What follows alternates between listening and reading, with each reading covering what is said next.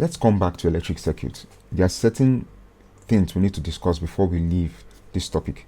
So as we said previously, an electric circuit is a closed loop or a path which electric current can flow through. Okay, so it usually has a network of electric components that is powered by a voltage source. Okay, now, so before we go further, let's talk about three widely misinterpreted or misused terms. The first one will be resistance. Okay, so resistance is the measure of a material's opposition to the flow of current, and its unit is in ohms. So when you see a material, like I said previously, every material has opposition to current. Even silver, being the best conductor, still has a level of opposition to current. It's just that when it comes to metals, it has the least opposition, so which makes it the best conductor. Now, we're saying that that measure of opposition each material offers to current is what we call resistance. Okay, and its unit is in ohms. Now, 1 ohm is the resistance measured when a 1 ampere current passes through a resistor with 1 volt drop. So basically, in simple terms, if you have a material here like this, and the voltage drop between it, or the voltage difference between it, is just 1 volt. The voltage drop refers to the drop of voltage from one point to another. You have here 8 volts and you have here 9 volts. That's 1 volt voltage drop. Meanwhile, that's same thing as voltage difference, right? Or potential difference. When you have 1 amp of current passing through a resistor with this 1 volt drop across its ends, then you have 1 ohm resistance. So that's that for resistance. For current, we have current to be the flow of electrons through a conductor. Okay, that's another concept we need to understand, the difference between current and voltage.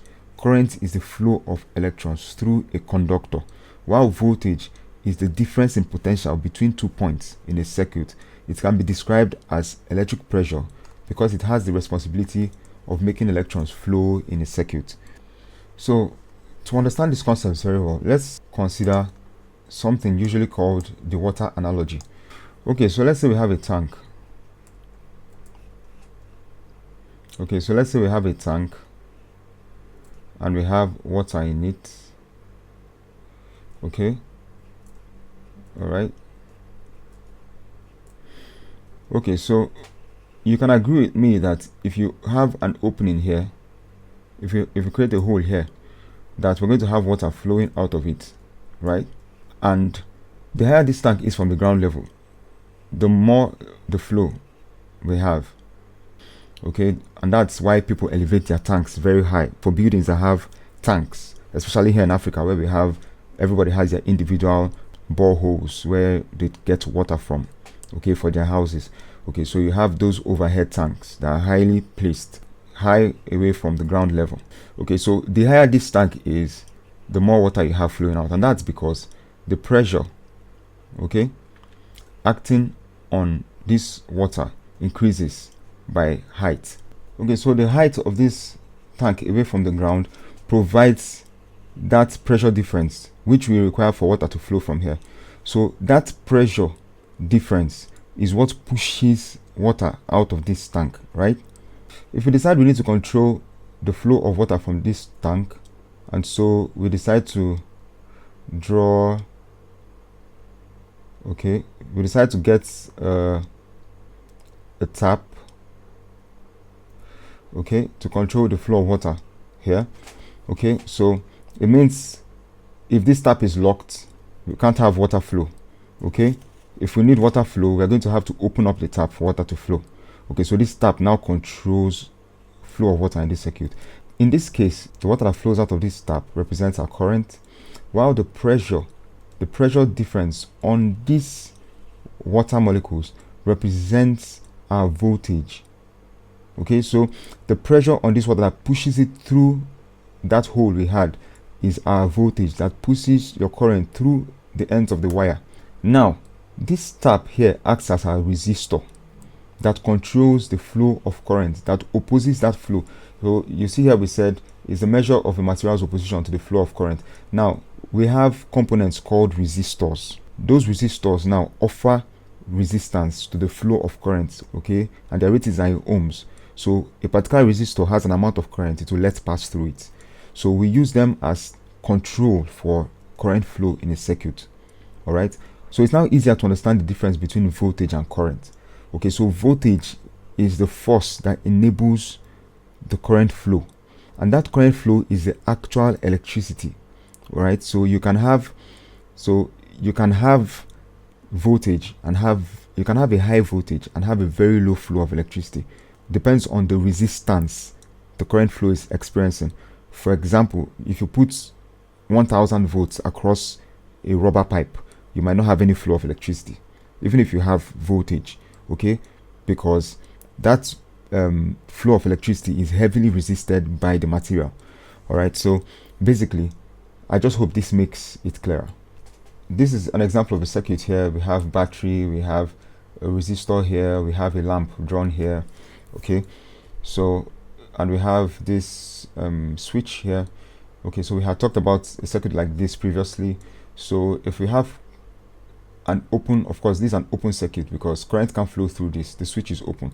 Okay, so once we close this, we're going to have current flowing. Of course, remember that this is the conventional direction for current flow, while this is the actual current flow, okay, as per recent findings, but we still use the conventional flow. So we have current flowing through this direction. Okay, so that's if this switch is closed, if you have a closed circuit. So once that happens, of course, remember this voltage is just like the pressure you have applied on this water that forces it through that hole. All right, so we have that pressure now in this circuit, which is this battery that comes with a potential difference on its end, or an EMF. Okay, and once it's connected to the circuit, because of that difference in potential between the two ends of the wire, you have current flowing through it, and that current flowing through it now is going to be opposed definitely by this resistor. The resistor here is going to determine how much current can flow through the circuit. It's just like your tap. The level to which you open the tap will determine how much water can flow through the tank. So this resistor will control the amount of current. One of the reasons why we control the amount of current flowing through a circuit is if you don't control it, you might have excessive current flowing through and will damage components. So you have to have a control that will not let more than an amount to flow through, so that your components can be safe. For example, if this lamp is rated at 2 amps and you have more than 2 amps flowing through this lamp, you can damage this lamp. So in that situation, you would have to have a resistor that will resist the flow of currents to 2 amps max. All right, so basically that's what the resistor does in a circuit, and that's what voltage is, and that's what current flow is. So let's look at configurations of resistors in a circuit. So first of all, let me reiterate again and say that resistors are components designed to offer a measure, okay, or a desired resistance to the flow of current through a circuit, which means it's a component used to limit the flow of current in a circuit due to a benchmark or a desired maximum. All right, so the resistance of this component is measured in ohms. We can have more than one resistor in a circuit connected to each other. All right, and there are two ways to which resistors can be connected to themselves.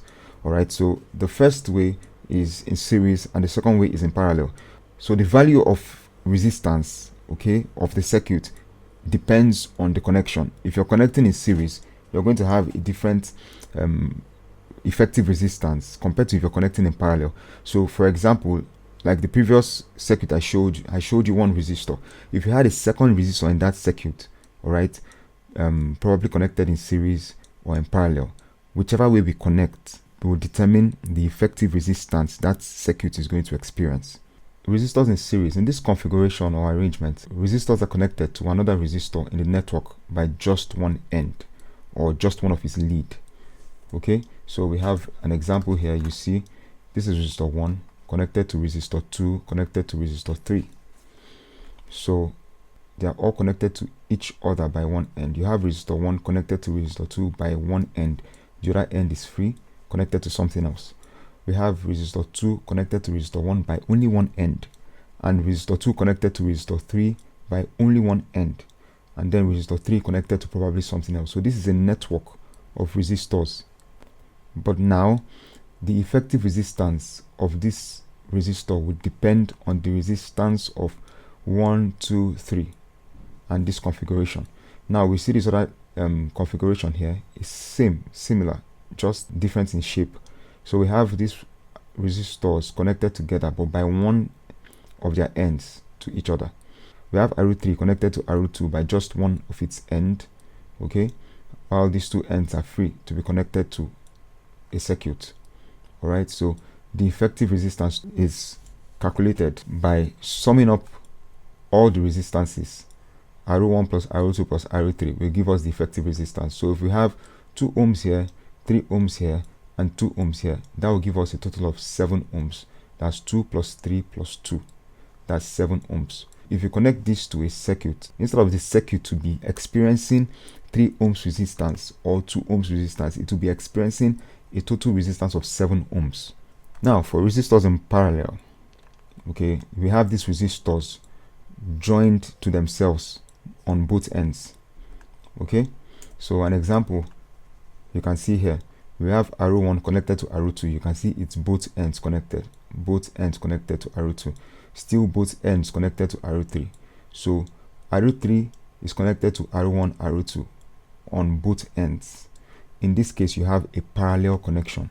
Remember, this is very easy to understand. If you can see that in series connection, one resistor connects to another resistor by one end. For parallel, one resistor connects to the next resistor by two ends.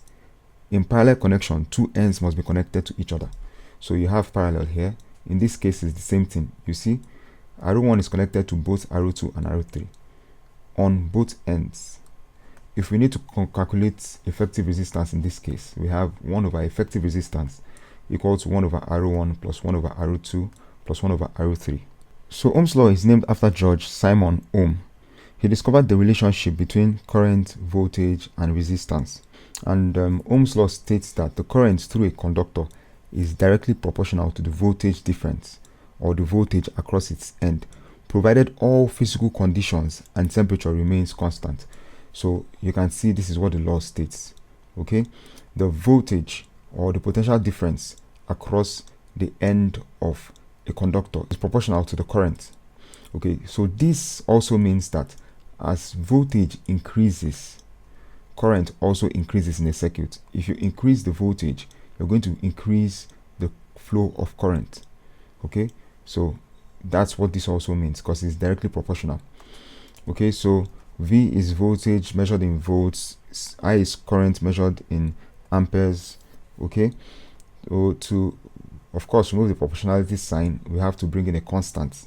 Okay, and that constant happens to be resistor. So the resistance of the circuit becomes the constant of proportionality in this case. So therefore we have V over I equal to R. So we can see that as resistance increases, current flow reduces, because they're not directly proportional, they're inversely proportional. Okay, so there are certain factors that affect the resistance of a conductor. The type of material, okay, the type of material will affect the resistance of the conductor. The length of the material also does. The area and the temperature does.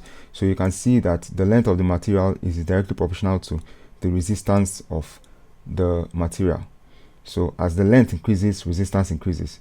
The area is inversely proportional to the resistance. So as the area increases, the resistance drops. And temperature is also directly proportional. So as temperature increases, resistance increases.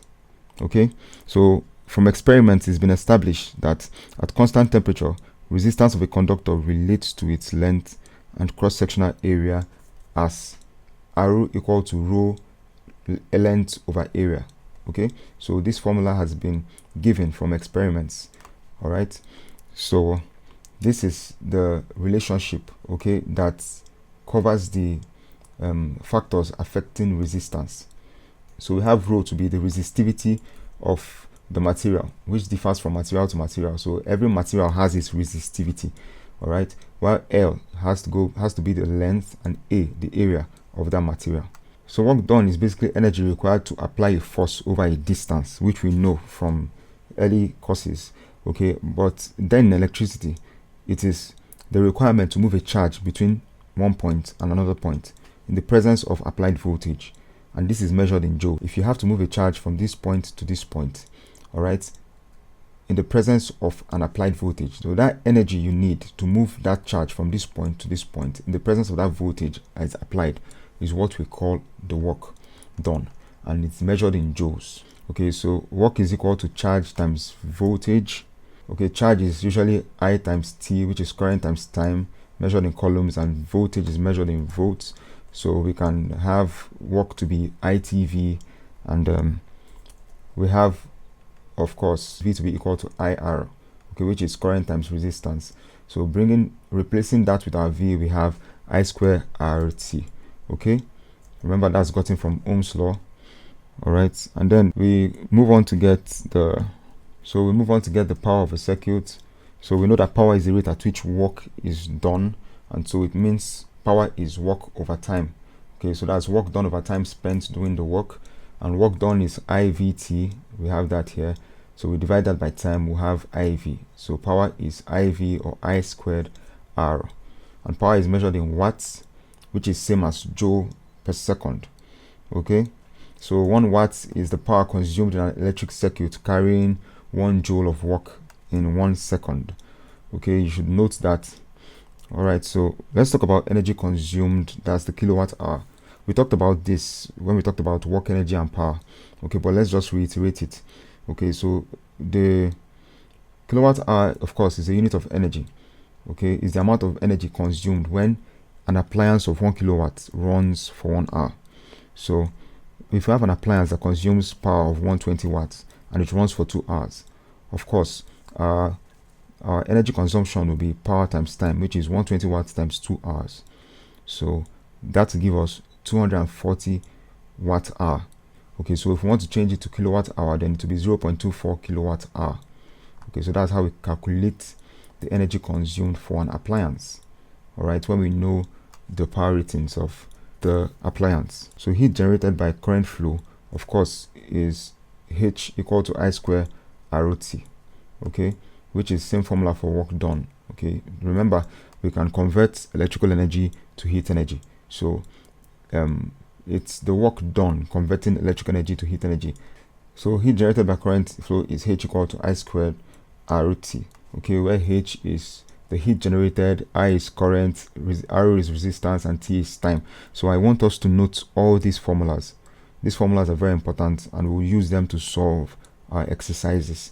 They're going to be a couple of exercises, and it's not challenging to solve them, but it's going to be challenging when you can't remember your formulas. Okay, so if you can remember your formulas, then you're good to go. It's just be left. What will be left will be for you to understand the questions and be able to know how to put in your formulas to get the required answers. Okay, so just before we go, this is a bulb, okay, that has a tungsten filament. So we're talking about this because of the heat generated. Back to heat generated. In a circuit, electric energy is usually converted into heat and sometimes light. Heat, because when the electric current flows through a conductor, heat is usually produced as a result of the opposition of the flow of electrons by the conductor, by the resistance of the conductor. The more current flows through, the more the heat generated. This effect is what we usually experience in most heating devices in our homes, from the incandescent lamps to electric irons to toasters. The relation of this relationship between the heat and current is given by H equal to I squared RT. An example of creating light through current flow in a circuit is done using the tungsten filament. Alright, so incandescent light bulbs have the tungsten filament within them, which helps the production of light energy from a circuit. The tungsten filament is enclosed in a glass bulb which contains an inert gas. You can see this is a glass bulb, alright, and then it contains a low pressure inert gas. The pressure of the inert gas helps the filament to run at high temperatures and not be consumed in the process. Alright, so current flowing through the filament helps it glow and gives light to its surrounding. Without this low pressure inert gas, this tungsten filament will burn out. So that inert gas helps it to work at such high temperatures and not burn out at all. Within here, we also have a fuse that is placed here, but this is what a fuse does in a circuit and also does in this lamp. Okay, so once there is an unnecessary flow of current for any reason whatsoever, that fuse disengages the circuit and opens the circuit up, so current flow stops, and so whatever damage is to happen will cease. especially most of the time, once there is excess flow of current like that, it results in fire outbreak, and so the components or that equipment is going to get burnt down. But just by the intervention of a fuse, every of that experience is cut off. All right, so that's it for today, and that's it for electricity for now.